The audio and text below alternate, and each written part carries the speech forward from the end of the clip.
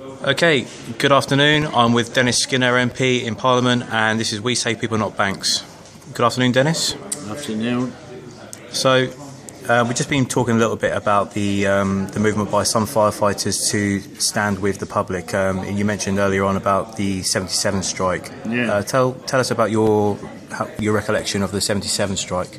I'd not been in Parliament too long. I used to be a coal miner, and when the strike began, I went to the nearest fire station where I was staying down Clapham, actually in the building belonging to the Seamen's Union in Clapham.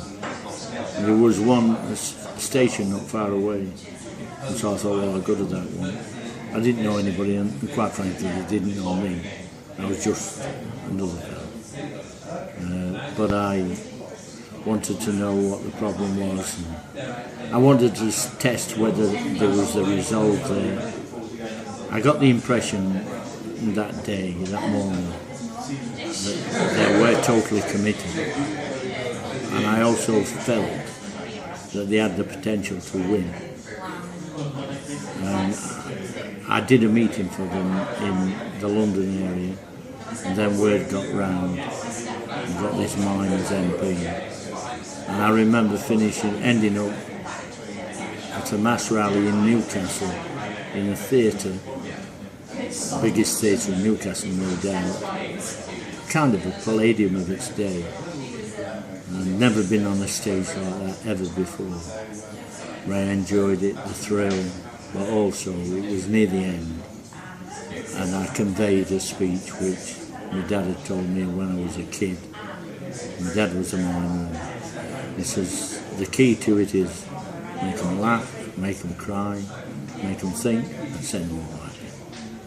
And the conditions were such that I knew that we were on the winning trail. It was near the end, just a matter of time before the government had to cave in. And so it was in my head forever, and I've supported the firemen in their disputes. I did a lot of political weekend schools when Ken Cameron was the leader of the FBU. Yep.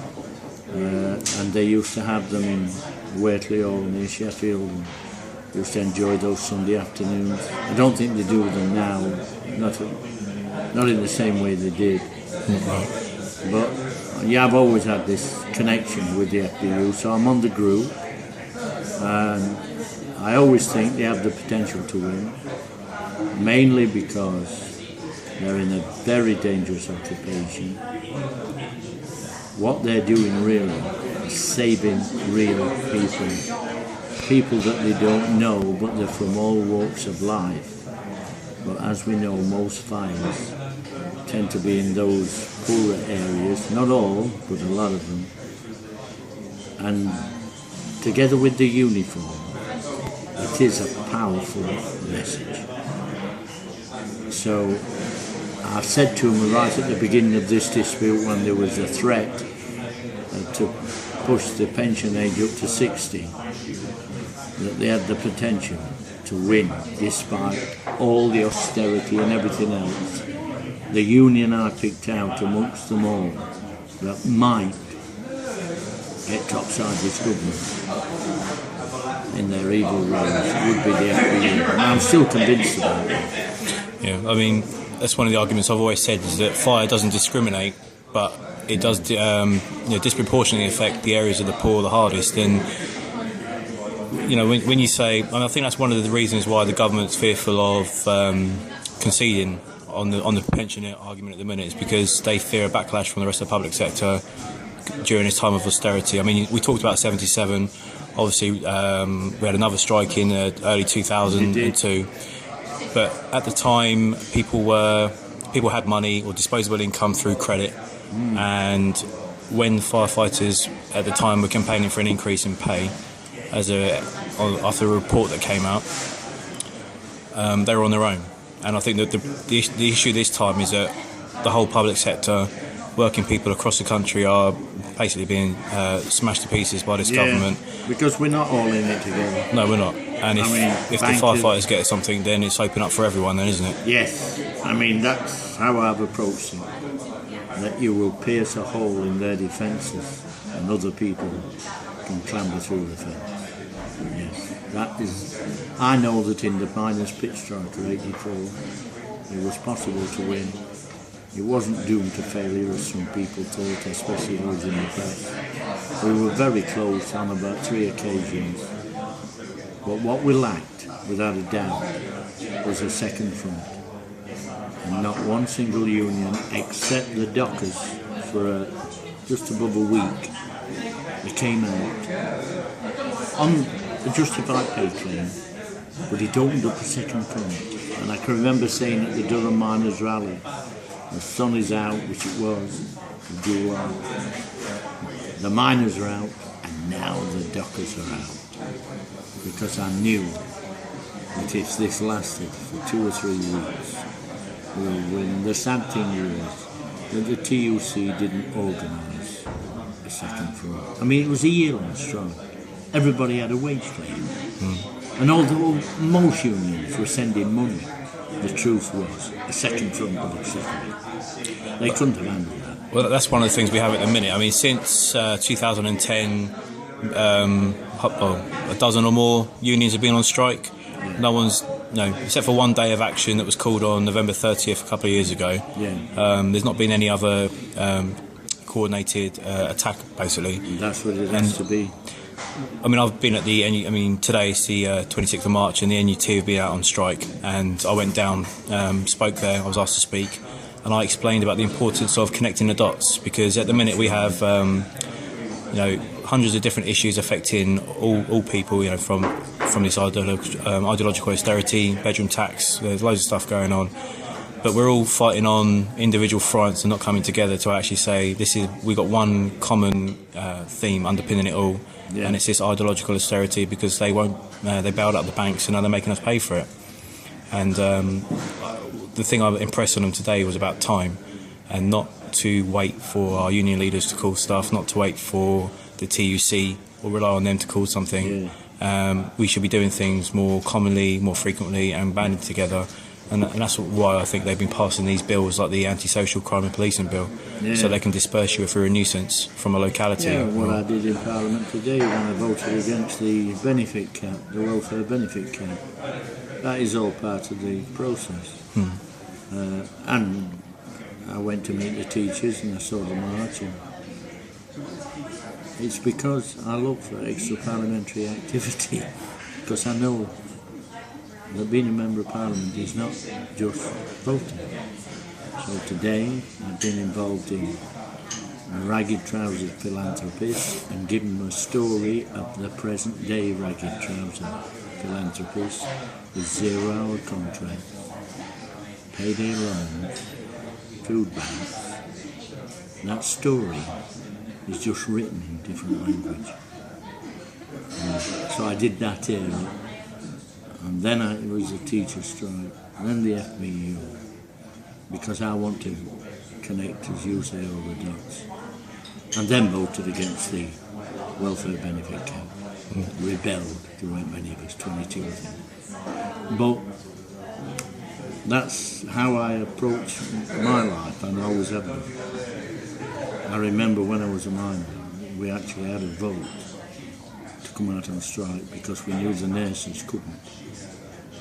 And so we had a day strike for the nurses. Now you can't do that now, because under the sequestration rules it will be regarded as a political strike. So yes, I agree with a lot of what you've got to say.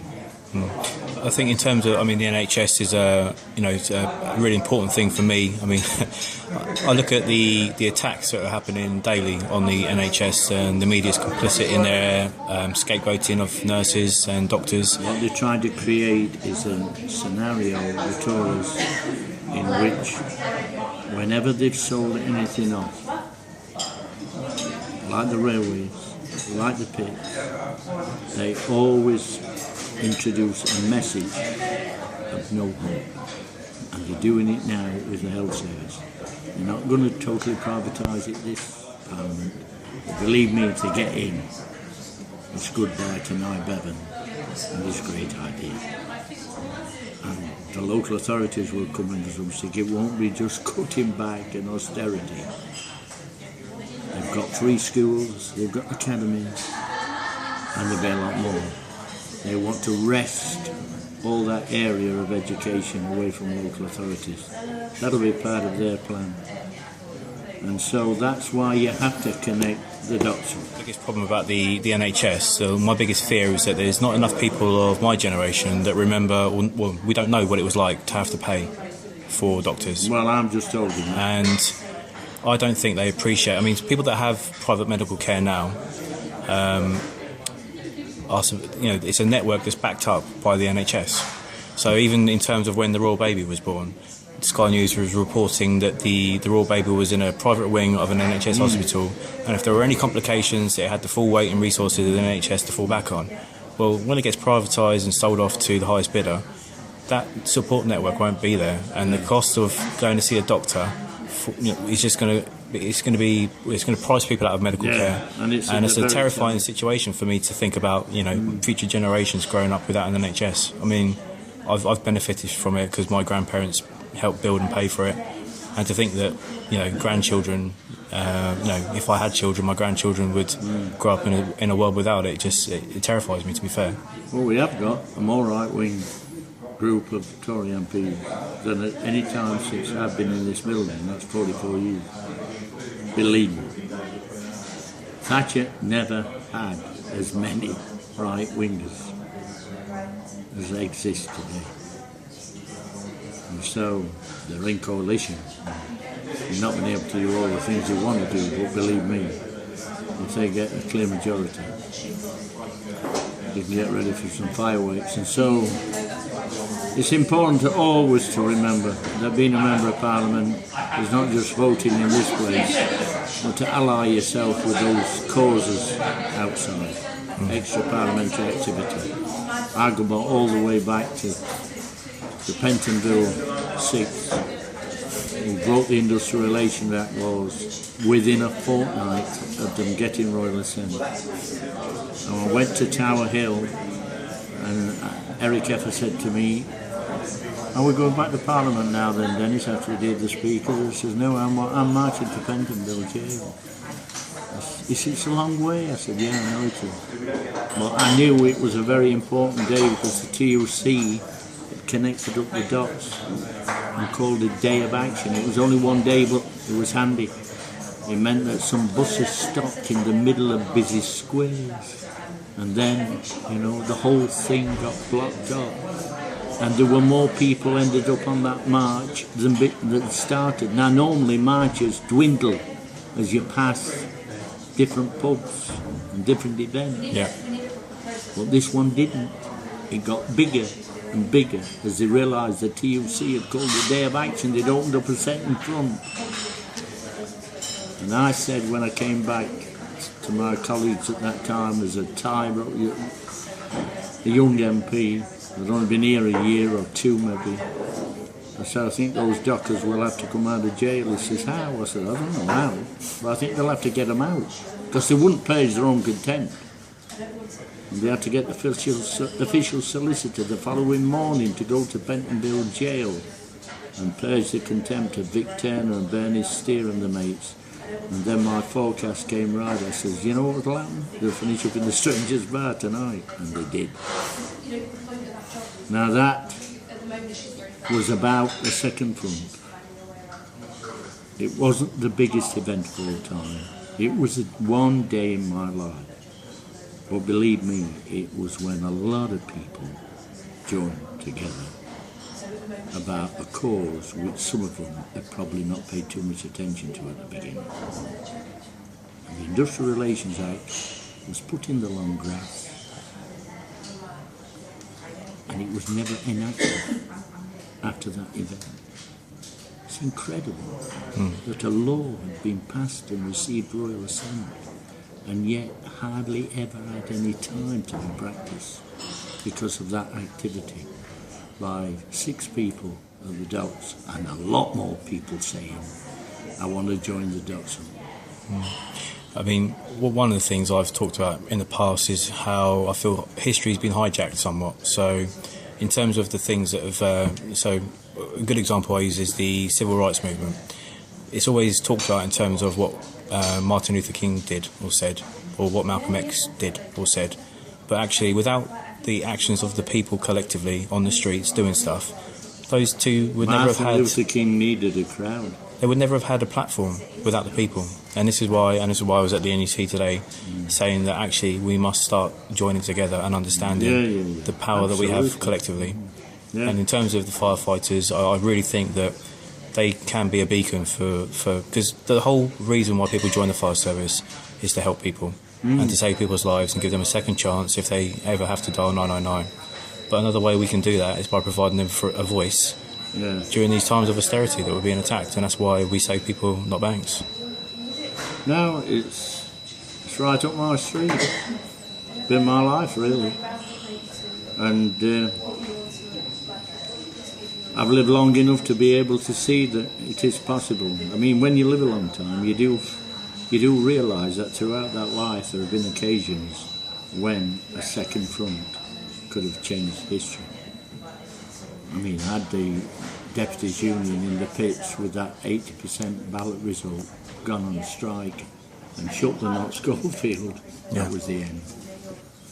Second front, I mean, that is definitely what we need at the minute. And I'll try to impress on people that if the TUC aren't able or willing to call it on late, we can't rely on them to do it. We've got the power as individuals to come together collectively and start doing that. And I think that's where things like this, interviewing people like yourself, people with the historical knowledge and experience of what's gone on, and like you say, you can pinpoint times in the past where a second front would have made a change. Oh, without a doubt.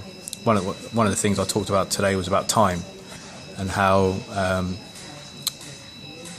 it's often viewed as being our enemy, but actually it's our friend and a companion that goes along with us on a journey that is our life.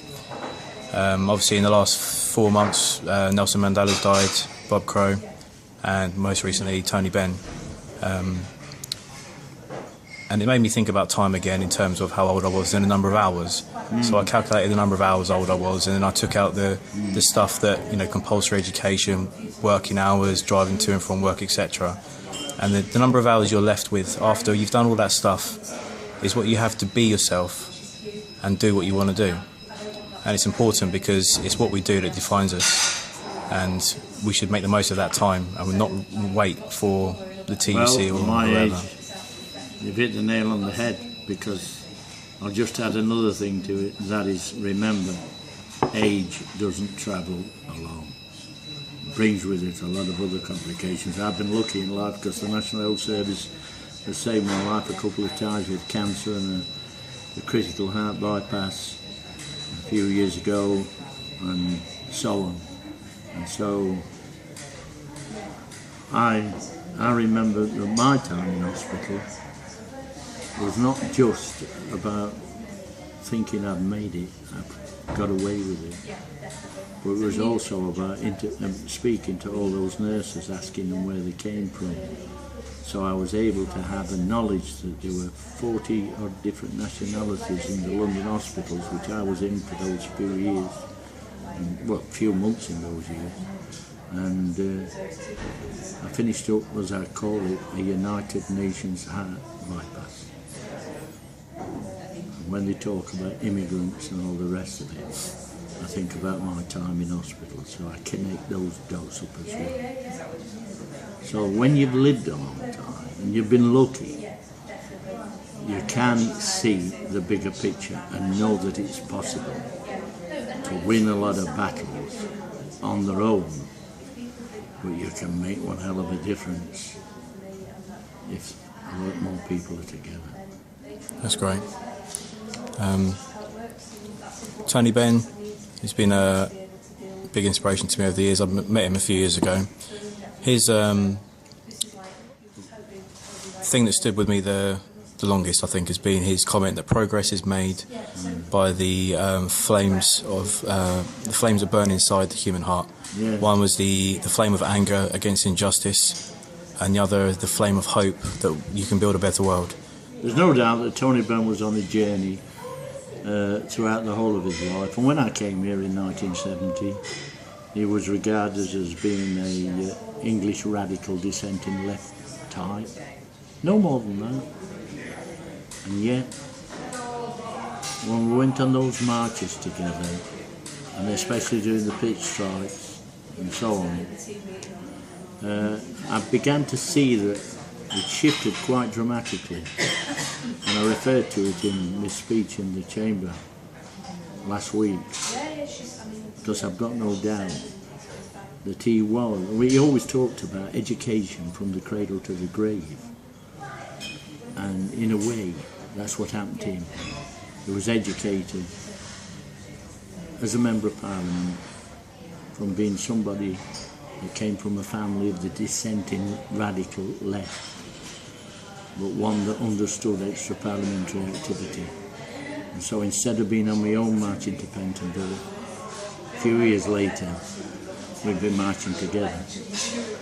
And there's no doubt that he was changed by events. And over the course of the past few years, 10 years let's say, he's not wasted his time either, because he's been explaining, educating all along the way, even though he's not in Parliament. I remembered those lessons of extra parliamentary activity. It's not all, doesn't all happen in here. As some people say, when did you enter politics? I entered politics when I said to me, Dad, Santa Claus don't come here, Dad. I was about 3 or 4 years of age. And I knew it didn't exist even then. And my dad said, no, he's an economic Santa Claus. So he says he don't come down our chimney, we ain't going home. And so that's when you enter politics. And that's why the great wide world, including all these other people that need, well, you're like Good Samaritans, really. You're picking somebody up over the stile, and every so often somebody says, oh, don't pick him up, he was there yesterday and he was there the day before.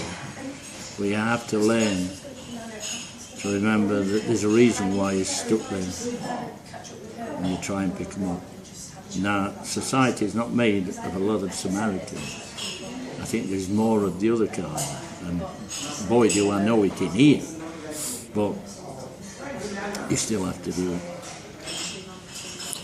Well, thank you very much for your time. It's been my pleasure. Do you have any final words that you'd like to give? No, the only thing I did this morning was, I suppose it's relevant in a way, was the Ragged Trouser Philanthropists when I brought it up to date. So I've ended the day talking about hope and how you can win together. And this morning, remembering somebody 100 years ago who was trying to explain to a few decorators how they were working for somebody else, and how after 100 years we're back to an austerity riddled world. So there's plenty of dots to connect. Thank you very much. This was Dennis Skinner with We Say People Not Banks, and we'll see you again.